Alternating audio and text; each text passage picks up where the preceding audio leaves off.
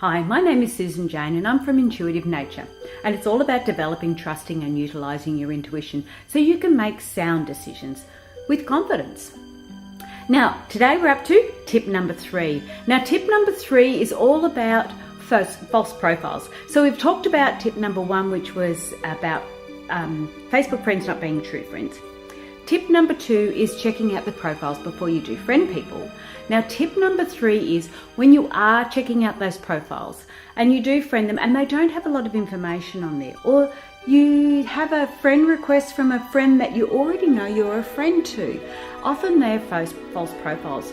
And what you will find is when you look at those false profiles, there's not a lot of information in them. They don't put a lot of time and effort in because they get wiped out pretty quick.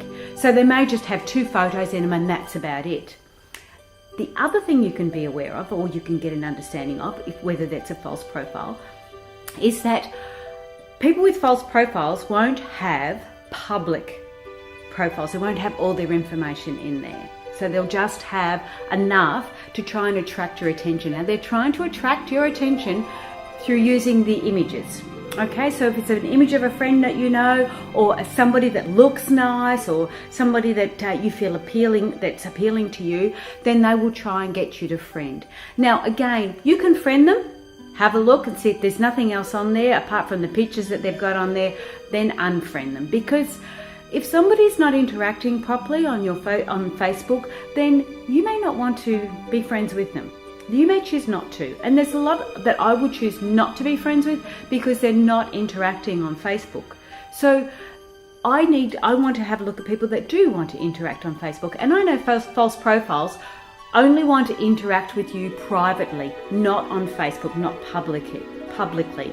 They want to interact with you privately because they want to try and get your ID or your identity and things like that. So don't be fearful of it. They can't hurt you unless they start sending you messages and you start to interact with them. So I'm going to go through that next on the next section. So now we know tip 1 is Facebook friends are not your real friends. Tip 2 is check out their profile before you go any further. And tip 3 is about false profiles. They do not hurt you. They cannot hurt you unless you give them information.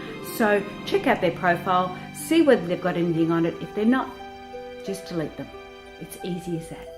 They are not your true friends. This is Susan Jane, and I hope you have a great day.